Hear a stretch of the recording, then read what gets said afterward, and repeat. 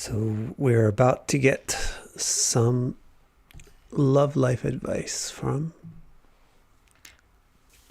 the goddess of love, Lakshmi. Let's first go back to the beginning of the section. What's going on is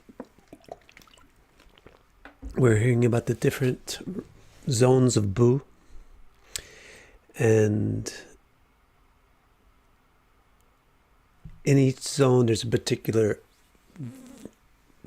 aspect of Bhagavan that portrays the quality of that zone, and then some particular bhakta of Bhagavan in that zone that has a particular contemplation about that aspect of Bhagavan that reveals a bit about the zone itself, and also some philosophical lesson or life lesson that the zone should teach us. So now that we're in the Western zone, the Eastern zone pertains to the Eastern quality, which is fire or Dharma. The Southern zone pertains to the Southern quality, which is Artha or Earth. And now here we are in the Western zone, Ketumala, and that pertains to the quality of air, which is, is Kamasthana. So the aspect of Bhagavan that's here in the Western zone of Bu is Kamadeva. And the Bhakta who really understands Kamadeva is Lakshmi.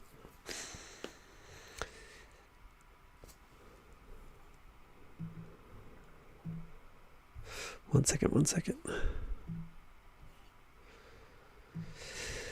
So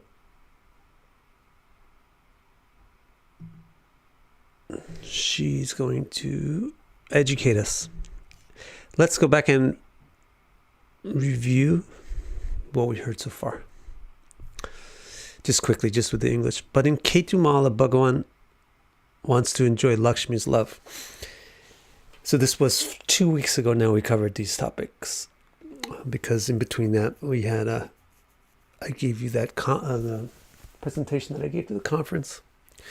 But before that, the week before that, we covered these verses in detail. And that one is called the God of Lust, Part 1. So today's God of Lust, Part 2, Lakshmi's Corrections.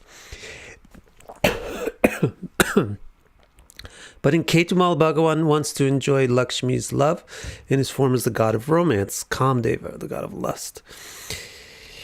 The master of that Varsha is the lord of procreation, Prajapati. His daughters are equal in number to the days and the nights of a person's life. So Prajapati is procreation, sex. And that's really the apex, or the archetype of Kama. So that's why Prajapati is the lord of Kama Varsha, the Ketumala Varsha, the Western Varsha. His daughters are equal in number to the days and nights of a person's life. So that means how many? I think it's 360,000 approximately. Their pregnancies fail when the years end, while their minds tremble from the power of the great weapon of the great person.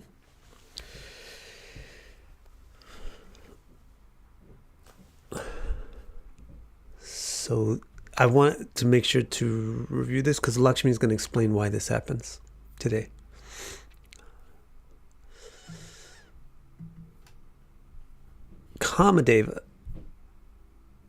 Kamadeva pleasures brilliantly with extremely graceful motions, delightfully subtle smiles, kind but wanton glances, and beautifully round eyebrows, sometimes raised high in excitement on his adorably happy lotus-like face. He delights by delighting the senses of the goddess of delight.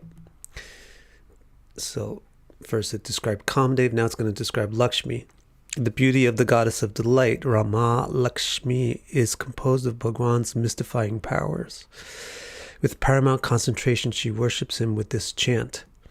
In the nights of the year, joined by Prajapati's daughters, and in the days by their husbands. Interesting, isn't it, that the Prajapati has no sons, all daughters. This, of course, is not history. This is analogy. But it's still interesting. So then here's her mantra that she uses. Om Harim Haram Hrum Om Namo Bhagavate Rishikeshaya, and then etc. Om the captivator, the captivator, the captivator. Om Namah to Bhagwan Rishikesha, the master of sensual captivation. In you we find the best example of the utmost limit of all desirable sensations. You are the utmost limit of what is desired by the exposed and the internal senses, and the ultimate master of what they enjoy.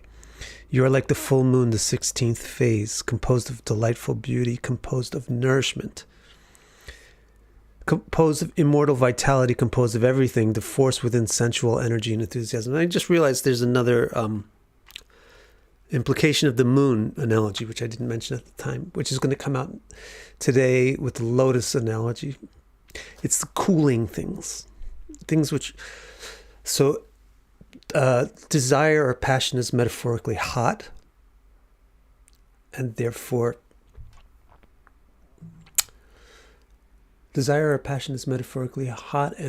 fulfillment of desire or pleasure is metaphorically cooling. So if a lover is described as the moon is hemaruchi. It's cooling, its rays are cooling. That means it's desire fulfilling. It's an important metaphor that permeates a lot of Sanskrit literature.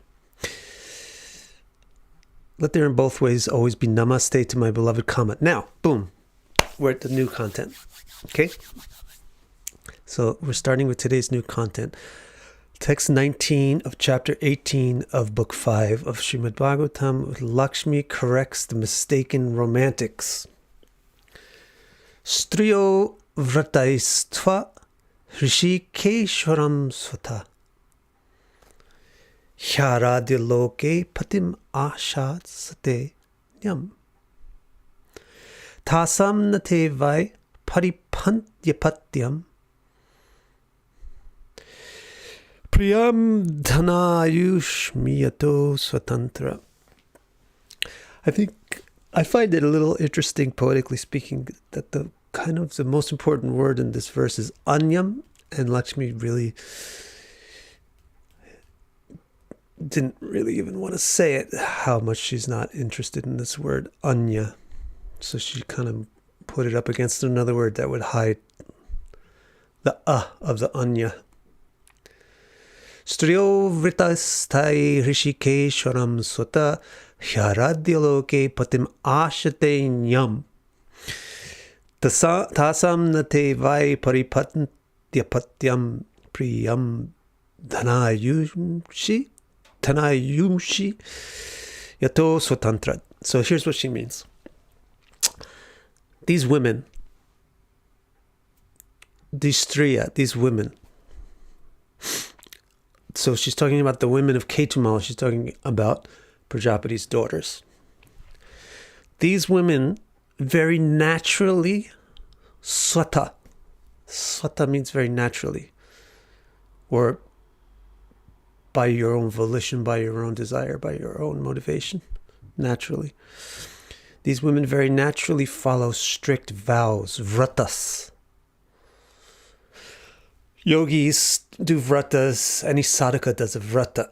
The vrata is the trouble that you'll take to solicit a response or to attain something. So for example, like dieting is the vrata, to achieve a health or to achieve something. Maybe standing on one foot for 10 days is a vrata. So for example, usually women will observe a vrata of bathing in a lake, in a river usually, which is cold, early in the morning, and then building a murti on the riverbank, and then worshipping the murti for the sake of marriage. So Lakshmi is saying these women of Ketumala very naturally, because it's what they want. It's what they want to do. They go through a lot of trouble, vrata, to worship you, Twa Rishikeshwaram. They go through a lot of trouble to worship you.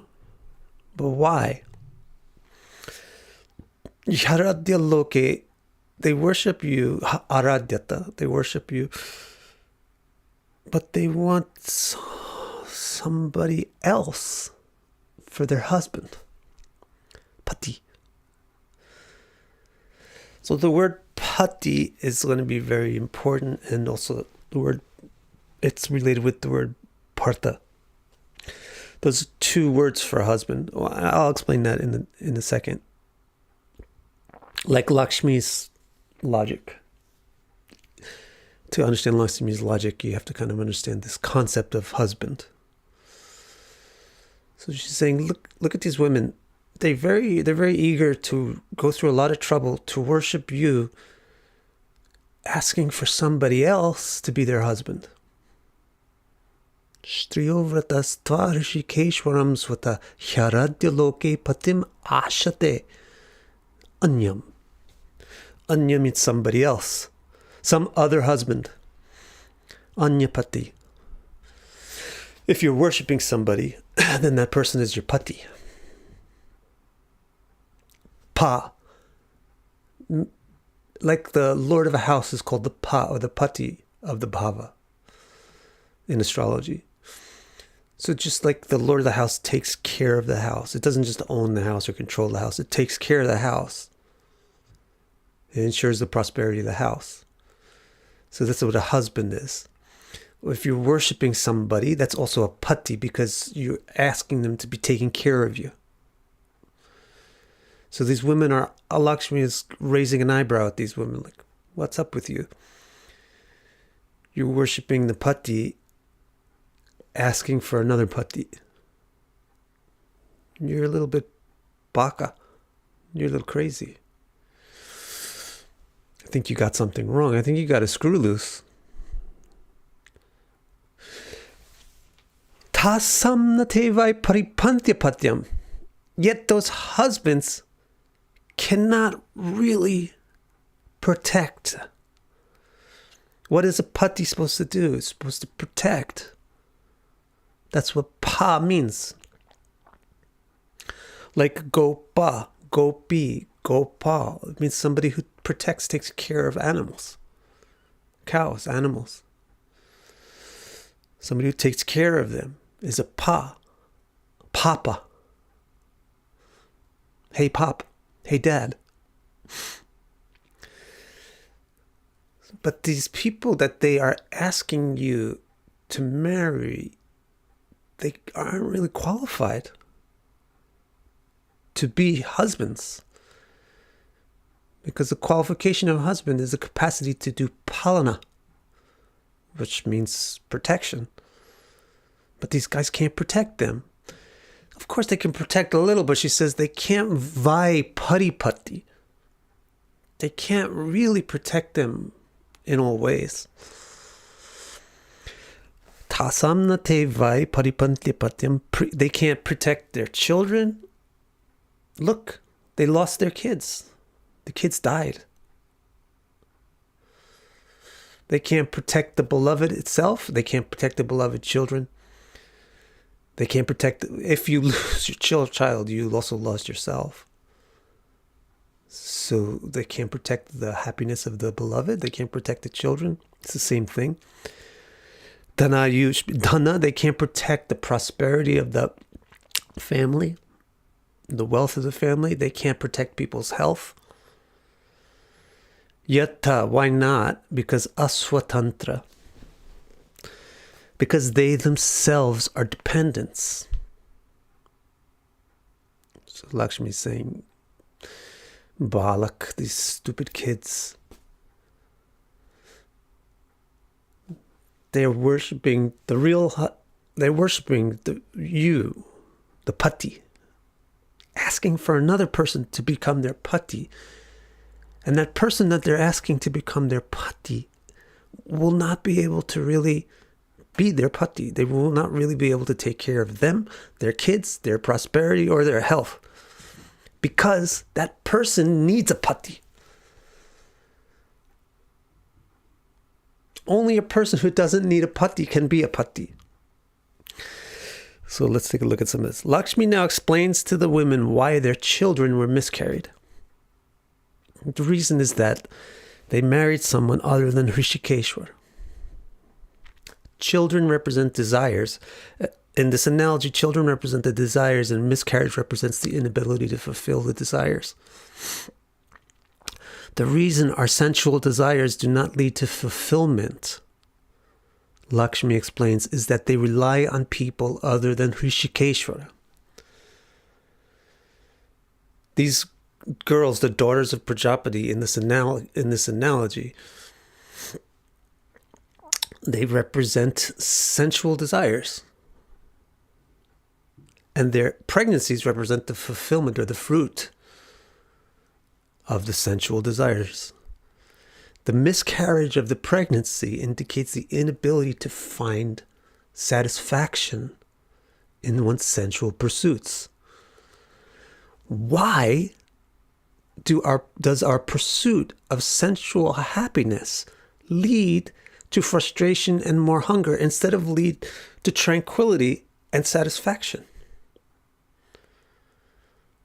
Lakshmi says it's because we are relying upon people who are not capable of fulfilling those desires.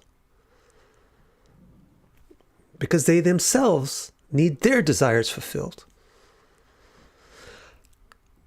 The reason our sensual desires do not lead to fulfillment, Lakshmi explains, is that they rely on people other than Hrishikesh. The implication is that Hrishikesh is the only man capable of actually fulfilling a woman's desires.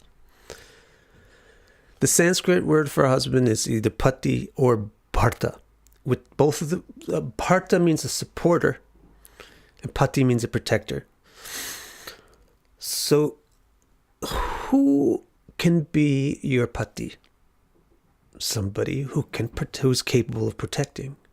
Who can be your bharta? Somebody who's capable of supporting. A person who needs to be supported is not really an excellent candidate to play the role of one's supporter. The ideal candidate is someone who's self-supporting, swatantra.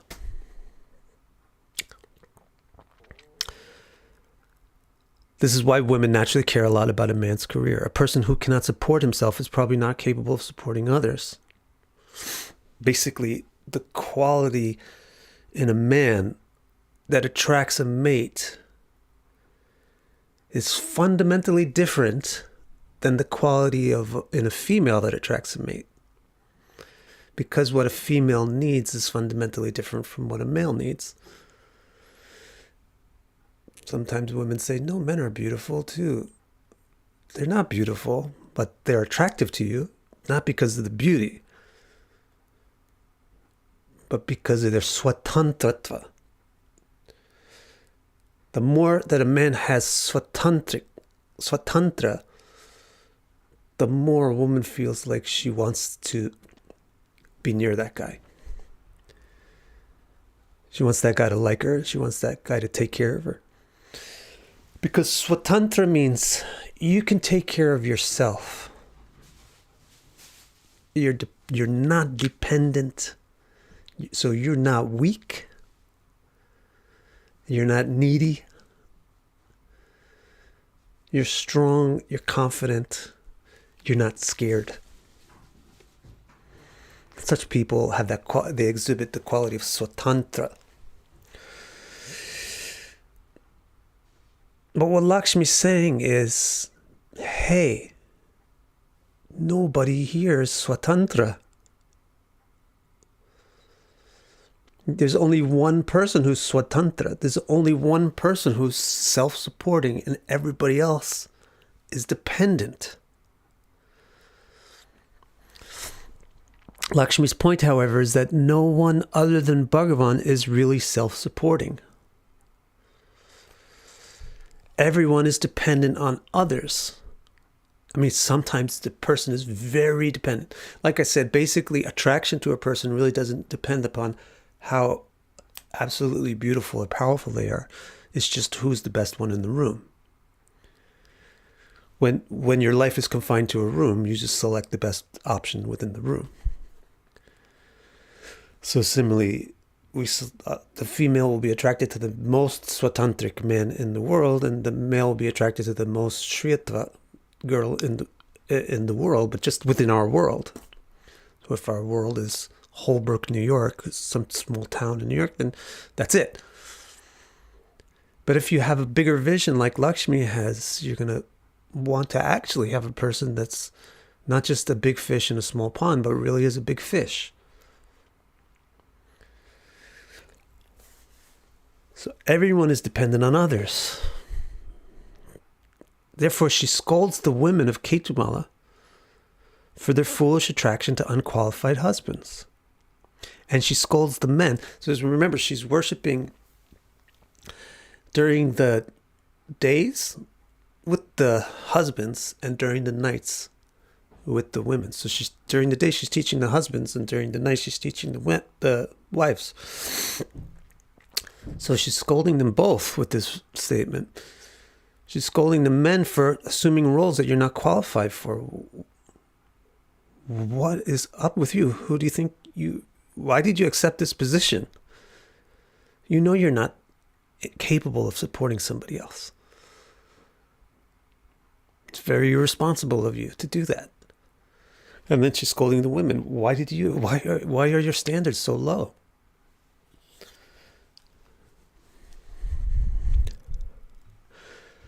So that's that. That's the correction. The women of Ketumal very naturally follow strict vows to worship Rishikeshwara. Later on, she's going to call this Bhagna Yancha, a split supplication, a crooked supplication, worshipping this one because you want that one. The women of Ketumal very naturally follow strict vows to worship Rishikeshwara because they want someone else for their husband. Yet those husbands cannot truly protect their beloved children, prosperity, and health because they themselves are dependents. The next text. I'm not seeing any questions, so I'll just go on. Savai patisyat akutobayaswam samantapati bhayaturam janam. Hang on.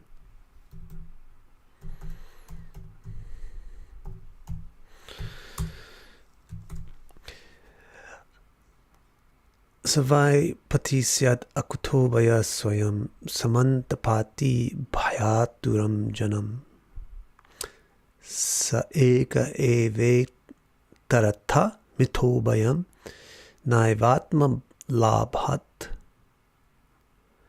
Oh, I think you can. Hang on. 1 second. I hear that there's some disturbances in the force.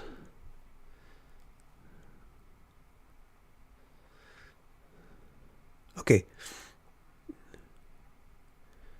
Katie, we just need you to quiet down, okay? I think you might be distracting.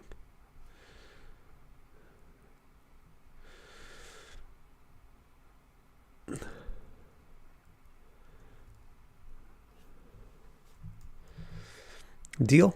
Deal. So here she says, only he who inherently has no cause for fear is worthy to be a husband, capable of completely protecting a fearful person. He, and he alone, is this person. Everyone else is afraid of each other. So the best conclusion is that one could not gain a better spouse than him. So, let me see, I think I got some stuff. No, so, Savai Pati. Savai means, she's saying, who is really a Pati? Savai pati syat. Who should really be a husband?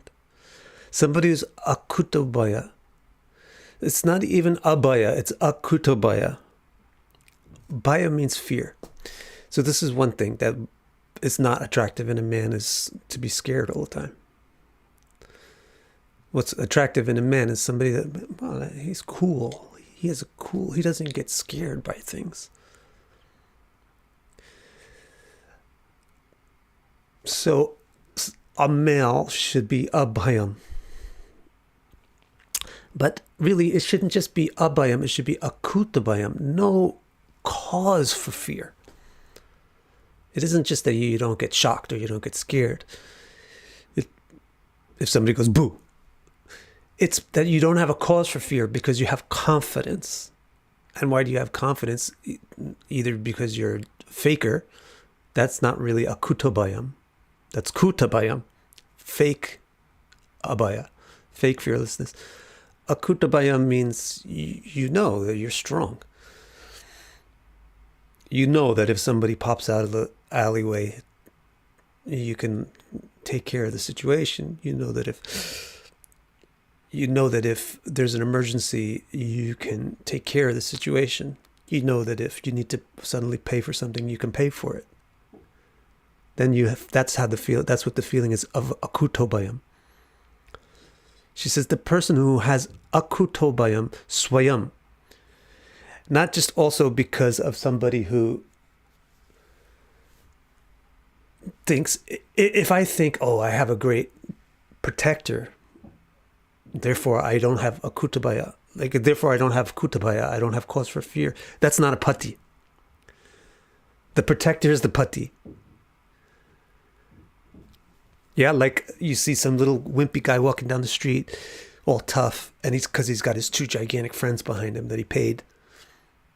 He's not a good qualified candidate for a husband. Maybe one of those tough guys is. So the akutabaya should be swayam, or inherent or natural within the person, not acquired from somewhere else. That's Lakshmi's standards for who should be worthy of being a husband. Johnny says, very few men seem qualified for this noble task. That's Lakshmi's point. It's not just very few, it's sa ekam. What does she say? He and he alone. Here it is. Sa eka eva. It's just him.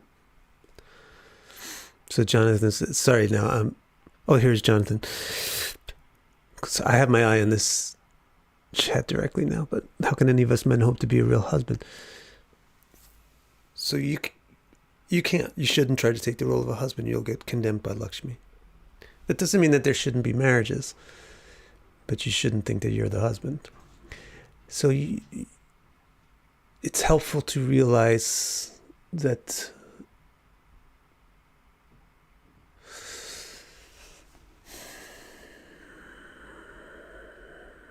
you may be the male or the husband in a relationship functionally, but it's not really. So there's really one husband in any marriage. In any marriage, there's really one husband, and that's Hrishikesh, Bhagavan. There may be somebody who's biologically male, or there may be somebody who's got the bigger biceps. But that's just the arrangement of destiny on the superficial level. The actual pati of the couple is Bhagwan. So it's the difference. There's a difference between a marriage of regular people versus a marriage of people who are enlightened. In my opinion, the marriage of people who are enlightened, they feel that they are like partners or co-wives of a common husband. Bhagavan. And the gender is complicated. It's not binary gender complications. So there's one person will have a biological gender of husband, but it doesn't mean that their operative gender is husband.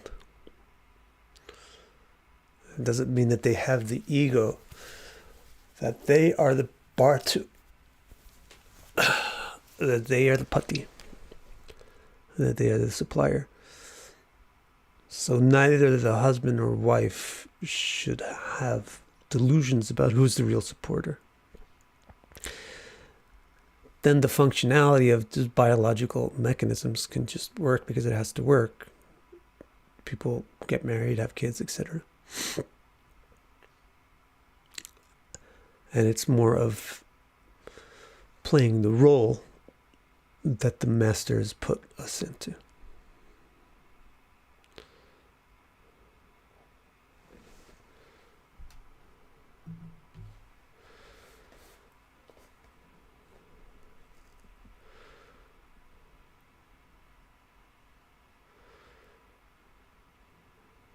Okay, so I'm going to now go back to my regular business. So what has Lakshmi said so far? She said, these women of Ketumala very naturally follow strict vows to worship you, Hrishikesha, because they want someone else for their husband. Yet those husbands cannot truly protect their beloved children, prosperity and health, because they themselves are dependents. Like when you fill out taxes, you list your dependents, right? And then you have yourself head of household. That is just a game. It's just because, just like Oh My God movie, OMG movie, you can't really sue Bhagavan. You also can't really list Bhagavan as the head of your household. But really the head of the household is Bhagavan, and then there's two dependents, the husband and the wife. Only he who inherently has no cause for fear is worthy to be a husband, capable of completely protecting a fearful person. He and he alone is this person. Everyone else is afraid of each other. So the best conclusion, the manyate param, the thing that the real thinkers, the conclusion that real thinkers come to, and also manyate param means the highest standard, is that one could not get a better spouse, atma labha. You can't get a better partner. You can't get a better adjunct to your atma, spouse. Adhi, naivatma, sa. It's just him and him alone who is the best partner. Then Lakshmi says, Ya tasya te pada saroruham. Ya tasya te pada saroruharhanam. Nikamayet, this is very interesting. Nikamayet sakila kama lampata. Tad eva rasipsitam ipsito shito. Yad bhagna yancha bhagavan prapadyate. She who adores him, whose being arises like a lotus from the lake of her heart. Be she without lust or wanton with all lusts, Bhagavan fulfills her desires completely, exactly what she wishes for, even if she strives with crooked supplications. Crooked supplications is a very interesting word. Bhagna yancha. So it means to have split, bhagna, interest. So for example, the women, they have bhagna yancha. The Ketumala inhabitants, they have bhagna yancha. They worship Bhagavan, but with bhagna yancha. They have the split interest. One interest is Bhagavan, but the other interest is the husband that they want. So previously she said, you guys are a bit weird for doing that, but now she's saying, even if you're like that, that's fine. Even if you're like that, Bhagavan will take care of you. So, yeah, the affection is split between the two interests, Bhagavan himself versus the thing that you can get from Bhagavan. Because and that's similar to relationships with anybody, really, but let's just keep it in Lakshmi's paradigm, which is relationships to a male. You know, you can get a feeling of safety or confidence, or you can get a feeling of worth or appreciation or respect, or you can get a feeling of, or you can get money, or you can get dinner or something, right? Plus, you can get the person themselves. So there's those two forks of things that we tend to be attracted to, the person themselves and also what they provide. So Lakshmi's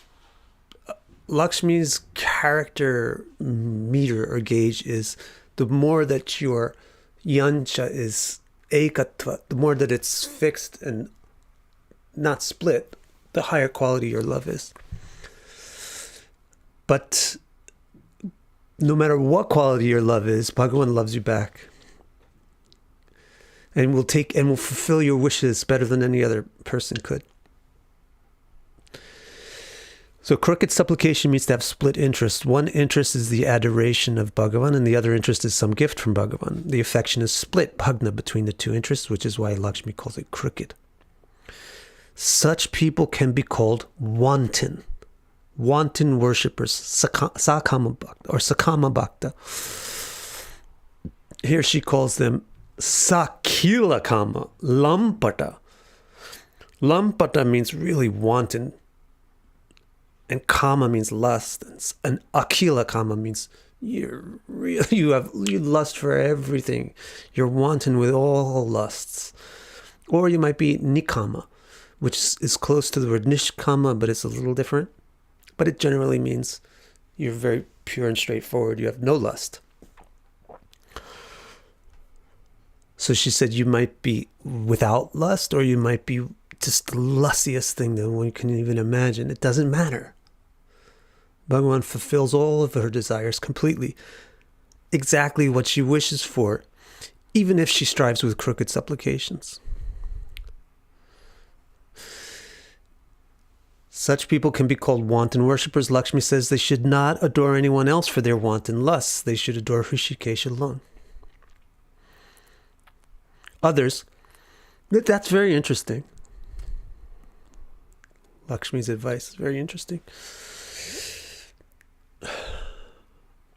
It's the same as the Bhagavatam's advice all over the place, but it's a little different from other shastras. It's very interesting. The Bhagavatam is supposed to be for people that have a little tiny bit of even an interest in Bhagavan. So, others who are not crooked, broken, or split in their interest, Lakshmi calls specially lusty, nikam bhakta. For their intensely focused adoration of Bhagavan, they obtain from their intensely focused adoration of Bhagavan, they attain Bhagavan himself. He places himself in them and becomes their constant partner. So she's saying there is a gradation in the quality of the lover, and there's also a gradation in the quality of the result of the affection. But all of the results are positive.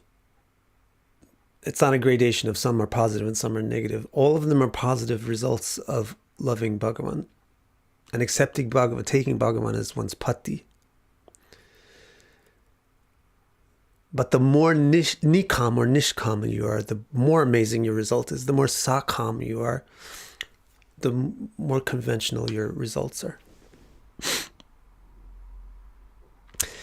Up to the point where if you're completely nikam and your desire is focused only on the beauty of Bhagavan himself, then the reward that you get is Bhagavan himself.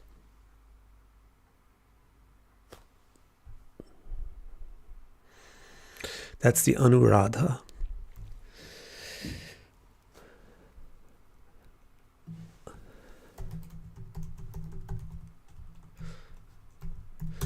So, next text, 22. Mat praptaye jesha sura suradhyas. This is a famous text, by the way. It was interesting, this section, tucked away in the astronomy section of the Bhagavatam, has a lot of the most famous texts from Bhagavatam. Some of Prahlad's most famous statements were in his section, and now this statement of Lakshmi is like super famous. Mat praptaye jesha sura suradhyas tapyanta ugram tapa indriyedhya rite bhavat pada parayanan namam vindantyaham tvad dridhaya yato jita. troubled by a mind fixated on the sensorial. Everyone in the world, including demons and gods up to Shiva and Brahma, takes terrible troubles to try and obtain me. But except for someone who is dependent on your feet, no one can obtain me, because my heart's dedication to you is unconquerable. This is a big statement of Lakshmi. Sometimes you think Vedic women are soft-spoken and everything, but none of the examples of Vedic, often in the examples of Vedic women, they're not soft-spoken at all. So this is a very, very loud statement. And this is a very strident statement that she makes. So first of all, she's proclaiming her worth. And she's saying that her worth is such that everybody in the world, even up to Shiva and Brahma, want her. Everybody wants her. She's stating it plainly. And also she's saying, you can never get this. You're not going to get me. Which is also a very bold statement. And also she's saying because she's boldly stating her love to Bhagavan. She's boldly saying, because I can never even entertain the concept of loving anybody except you. But that's why I like other people who like you. This is the wild, interesting catch-22 thing in this text. What she's saying is, everybody in the world wants me. Nobody's going to get me except people who love you. Because I love you and I can't love anybody else. So if anybody else is trying to love you, I'll share parts of myself with them. Because I will love you along with them. And they'll add to my love of you. So now, it may not really hit home, and if you're not aware of who Lakshmi is, what Lakshmi is, and what Lakshmi is in charge of. Lakshmi is the ultimate woman. So just as women are the source of everything good, prosperity, children, wealth, pleasure, food, cooking, everything, right? Traditional women. Happiness, soft-spokenness, calmness, love, affection, succor. Those Lakshmi, that's what Lakshmi is. She's the goddess of all those things that generate happiness and enjoyment.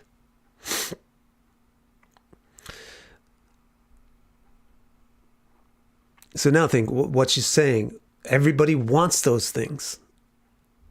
Everybody wants those things. Not only regular people, but also the asuras.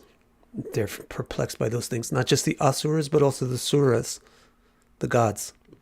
Not just the gods, but even the big ones. Isha and Aja, which means Shiva and Brahma. Or it could also mean Indra and Agni. They take terrible troubles to try and obtain me. Because why? Because their minds are Aindriya Dhiya. Aindriya means sensory. Indriya is a sense. Aindriya is sensorial. Sensory or sensual. Dhiya means your thought, or what you're concentrated on, what you're fixed on, what you contemplate. Because people contemplate sensorial happiness, therefore they want me. And they try to get me with tapas ugra, with great effort. And I completely disregard them. I don't care how much you beg. I'm completely uninterested in you. Unless you have Bhagavat Pada Parayana. That your heart is dedicated to Bhagavan. Lakshmi explains why a wanton... So here she's explaining why the wanton person, the Sakil Kama Lampata, why should a wanton person adore Bhagavan? Shouldn't they pursue their wanton lusts?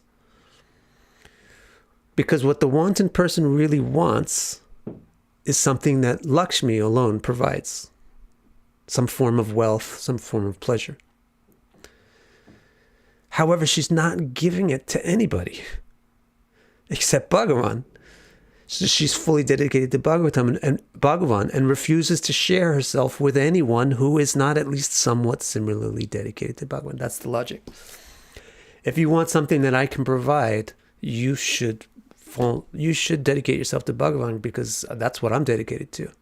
I'm dedicated to Bhagavan, and if you are too, then you'll receive my blessings. But if this is the case, then only Bhagavad Bhaktas should be wealthy. But we find many wealthy people who have no concept or interest at all in Bhagavan. So why is this? This is because fortune can also be obtained by Lakshmi's reflection, Durga. And Durga, you obtain results from Durga by simply doing karmas, by work. So you can also attain wealth by work. And then you get that wealth. It is not Lakshmi. I remember back in the days of ISKCON, the Hare Krishna movement, they called money Lakshmi. But money is not Lakshmi. Money, which is money, wealth, food, pleasure, beauty, talent, which is engaged in delighting Bhagavan, that's Lakshmi. The same stuff, which is not engaged in delighting Bhagavan, that's Durga. And there's a difference between in the quality of the pleasure, art, talent, etc., which is from Lakshmi or from Durga. The Lakshmi pleasures are fixed on Bhagavan, who is eternal and permanent. The Durga pleasures are fixed on your karmas, which last only as long as you have energy to do them. So they're impermanent and temporary. And so that's the biggest difference. Fortune can also be obtained by Lakshmi's reflection, Durga. However, because such fortunes are not from Lakshmi, they have no direct connection to Bhagavan, and therefore they expire soon. Fatima asks, can we say Lakshmi is auspicious? Of course. Everything auspicious. That's what I meant.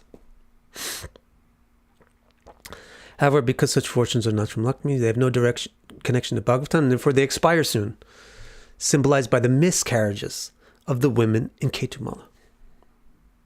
Remember, that's really what she's explaining, how these women had these misfortunes.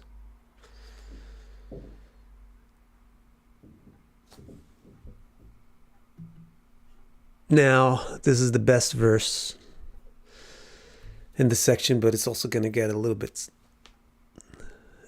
personal. So I hope I can explain it well enough. This verse, this particular text is one of the places where sometimes Shuka, the narrator of Bhagavatam, really exposes the true character and heart of the characters in his tale. Like, we really get very intimate glimpses of who they are and what they feel like. This is one of those cases. Satvam mamapyachuta shirshni vanditam karambuja yat twadadhai satvatam bibharshi mam lakshmavarnyeya maya kaishvare hitam uhitam vipur iti. Why do you not act this way to me, inscrutable one? You place your lotus hands on their peaks when they worship you. Why do you not give this same treatment to me, whom you supposedly adore? Instead, you sweetly and deceptively show off my mark on your chest, who can influence the most powerful and unique master's desires. So I'll try to explain what's going on here. Let me see what I've got written here. So she's just really glorified Bhagavat Seva. She's taught all these people of Ketumala that, you were foolish for thinking that you could be each other's Bhagavans or Lakshmis. You can't do that. That's why you're experiencing frailty and weakness in your pleasures. You should take Bhagavan as your pati, all of you, men and women. Just teaching the same thing to the men. And then you'll feel great bliss because he fulfills all. So she gets very poetic and she gets very enthusiastic in the last verse. He's going to fulfill your every desire, blah, blah, blah. Then she thinks, she kind of gets stimulated by saying that. And so then she does something very complex. I would maybe say complex to the male mind, but in practice I find it's just most femininity is calcified in this age, so it's just complex to everybody's mind.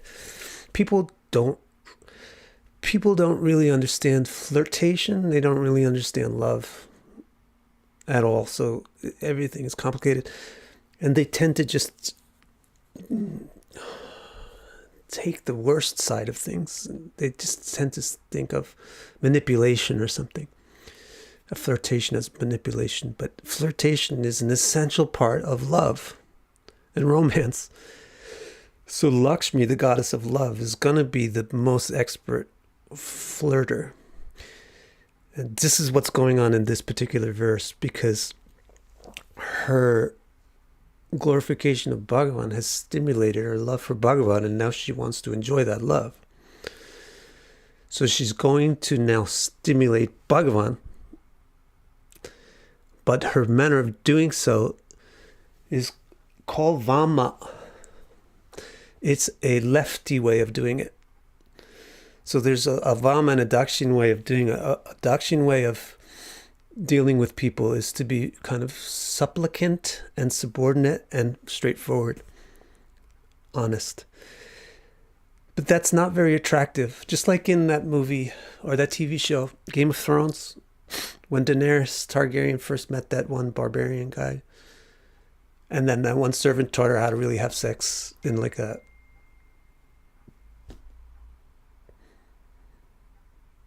confident way. Then all of a sudden he became submissive to her and he really liked her. It's like that. Like really powerful men, you think they like really submissive partners, but these really submissive partners become boring very fast. So they like the Vama path. They like the Vama Nayaka better than the Dakshin Nayaka. The Dakshin Nayaka is very supplicant. The Vama Nayaka is very challenging. So Lakshmi here employs a lefty way of flirtation, which is going to be, she's going to challenge Rishikesh to prove or demonstrate what she just said about him. So it goes like this. Here Lakshmi displays complex flirtations. A lover can coax a beloved by asserting that they have failed to provide something. Usually these assertions are adorned with hot, angry tears, showing that one feels uncared for or underappreciated. So this is a display that a lover puts on to coax the beloved stimulates the beloved to become even more loving, which is not selfish because the lover enjoys being loving.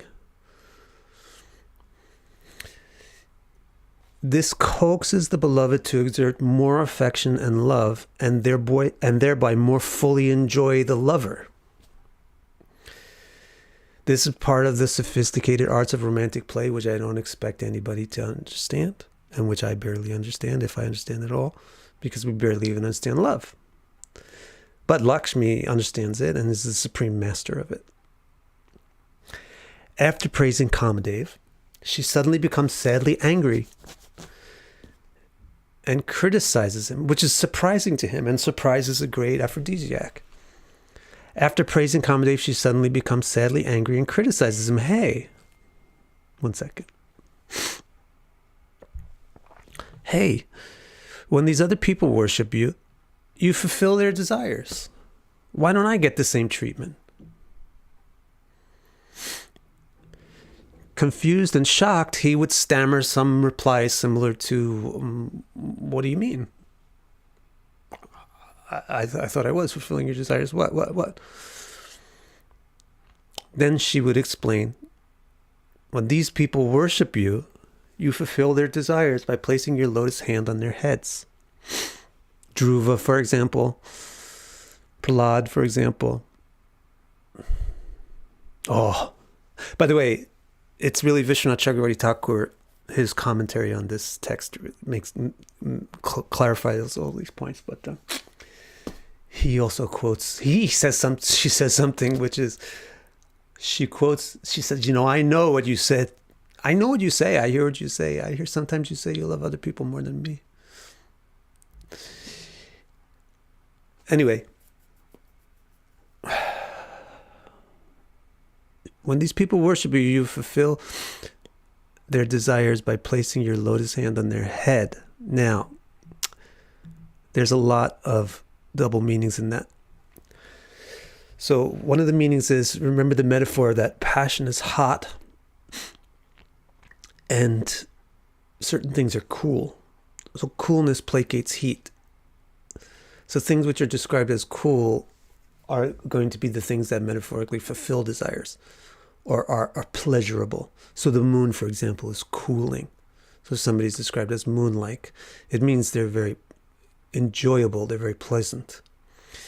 If somebody's described as lotus-like, lotuses are very cool.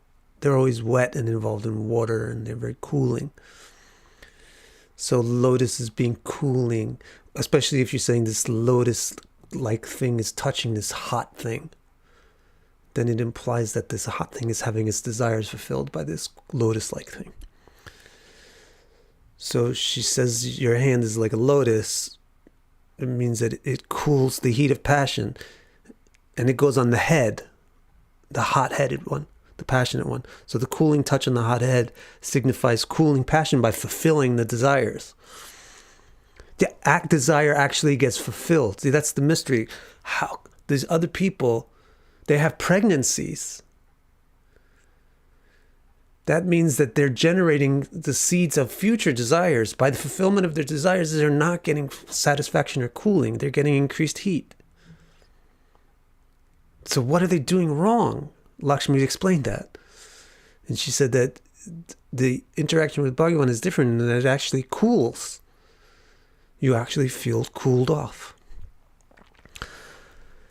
The word Lakshmi uses for a head, Shirsha, like Mrigashirsha, also means peak. She means something that's very up high. Therefore, also hints at what Shakira is hinting at. Lucky that they're small and humble, the peaks. So peaks also means breasts. The word Lakshmi uses for a head, Shira, also means peak, and therefore also hints at her breasts. So she's indirectly said, when other women worship you, breasts hot with passionate lust, you touch those breasts with your cooling hands, fulfilling their desires. Why do you not behave this way with me? But again, this is very confusing to Kama, Dave, because he does that. But that's what she's doing. She's saying, no, you didn't really do that. Really do it. Again, he would be confused by this complaint and stammer something like, but I do. That's exactly what I do. And she says, no. Now she's really pissed. And she's really pissed. According to Vishwanath, she turns her face away from him and speaks in a very angry tone. No, you do just the opposite. Look at what you did. You weirdo. Look what you did. You incite me. Another way to inspire a man to be more manly, it only works with people that are actually manly, but is to criticize their manliness. You see that a lot. It's not really that the woman wants to criticize the manliness, but wants to coax the man to be more manly.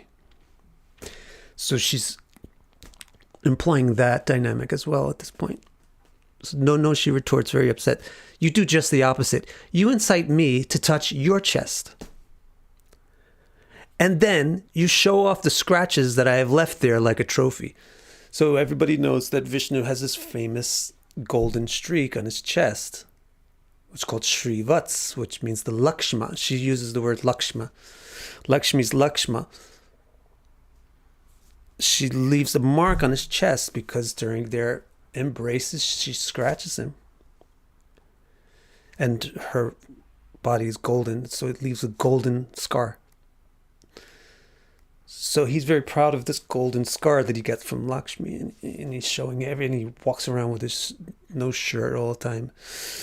And with his chutter on the other side to make sure that he has this mark displayed.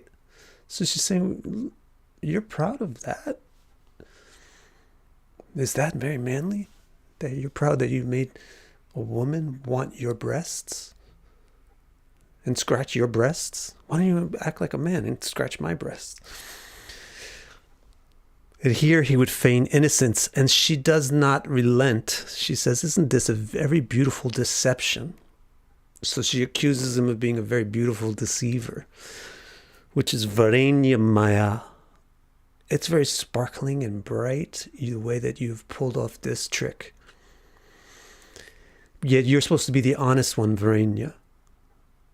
You're supposed to be honest, but look at you, you're tricking.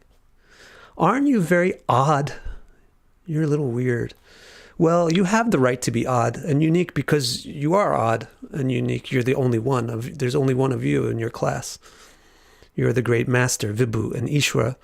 So naturally, you're not like other people. So I guess I just have to live with this. Most people would want to touch my breasts, but you want me to touch yours. Even if my beauty cannot affect you. If even my beauty cannot affect you, I do not know what will.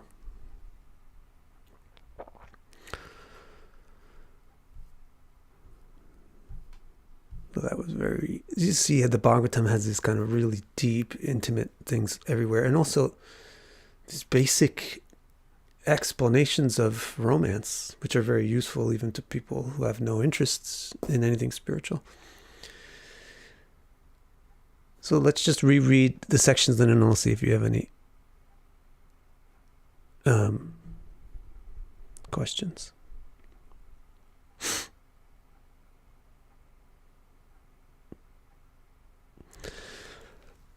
Johnny asks, can an exalted Venus in the natal or Navamsha chart indicate Bhakti propensities? It's just too... Somebody else asked me this recently.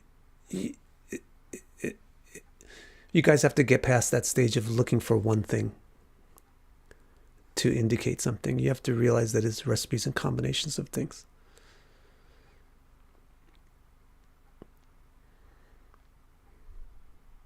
All right, so she said, these women of Ketumala very naturally follow strict vows to worship you, Rishikeshwara, because they want someone else for their husband. How strange.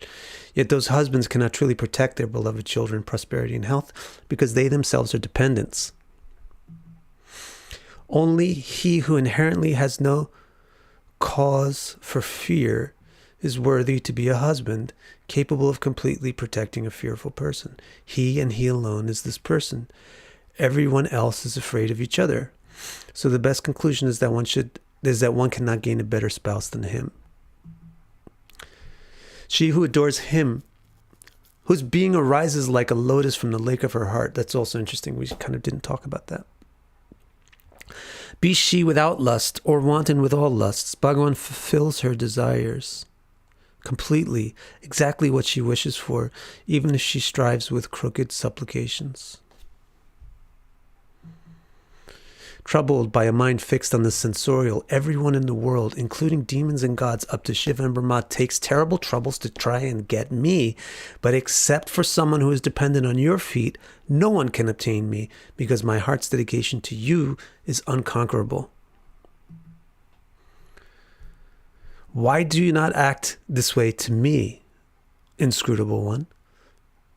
You place your lotus hand on their peaks when they worship you. Why do you not give the same treatment to me, whom you supposedly adore? Instead, you sweetly and deceptively show off my mark on your chest. Who can influence the most powerful and unique master's desires? What is the meaning of Priya in Priyavrata's name? He has vows of love. Priya means love or affection. His vows are on the basis of love. All right. Then I guess everybody is just hopefully blown away by how awesome Lakshmi is. And there's no really questions about that. So I'll just count down and sign off. Thank you, everybody.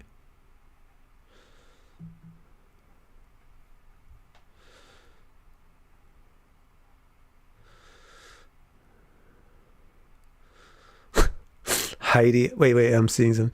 Heidi, I see, has really studied well. Is Karma Yoga implied in this chapter? Karma Yoga implied in this chapter. That's Sakama Bhakti.